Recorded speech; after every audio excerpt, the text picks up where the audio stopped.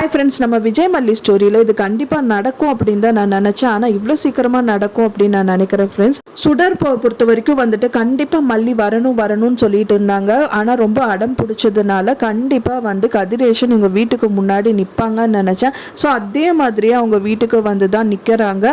நான் நினச்சது என்னன்னு பார்த்தீங்கன்னா எல்லாருமே அதுதான் நினச்சிருப்பாங்கன்னு நினைக்கிறேன். ஏன்னா விஜய், மல்லி அண்ட் வெண்பா குட்டி இந்த 3 பேரையும் தான் கூட்டிகிட்டு போவாங்க அப்படின்னு நம்ம நினச்சோம். ஆனால் ட்விஸ்ட்டாக கொடுக்குறாங்க இதில் கூட அப்படின்னே சொல்லலாம்.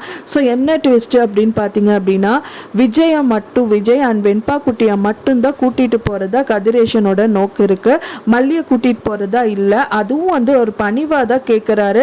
அவர் என்னதான் கேட்குறாரு அப்படின்னு பார்த்தீங்கன்னா, நீங்கள் கண்டிப்பாக அங்கே வந்து தான் ஆகணும் மாப்பிள்ளைங்கிற மாதிரி ரொம்ப பணிவாக கேட்குறாரு.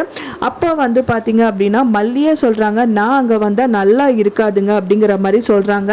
அப்போ வந்து பார்த்தீங்கன்னா கதிரேஷன் சொல்கிறாரு, நான் வேணா இங்கே வந்துடுறேம்மா அப்படிங்கிற மாதிரி சொல்கிறாரு. அதுலேருந்தே நல்லாவே புரியுது, நான் வேணா இங்கே வந்து இருக்கேன், மல்லிக்கு துணையாக நான் இங்கே இருக்கேன், நீங்கள் வந்து என் பொண்ணுக்கிட்ட போய் இருங்க அப்படிங்கிற மாதிரி சொல்கிறதா இருக்குது அப்படின்னு தான் எதிர்பார்க்கப்படுது. ஸோ இது வந்து யாருனாலையும் ஏற்றுக்க முடியாது. கரெக்டாக வந்து பார்த்திங்கன்னா அந்த ப்ரோமோவில் அப்போ தான் வந்து விஜய் மல்லிகிட்ட சொல்லி முடிக்கிறாரு. ஸோ என் மனசளவில் இருக்கிற உன்னைய வந்துட்டு எந்த காரணத்துக்காகவும் வந்துட்டு நான் விடமாட்டேன் அப்படிங்கிற மாதிரி வந்து அழுத்த திருத்தமாக வந்து மல்லிகிட்ட பேசிகிட்டு இருக்காரு. அந்த டைம் பார்த்து தான் அப்போ வந்து கதிரேஷன் வந்து என்ட்ரி கொடுக்குறாரு.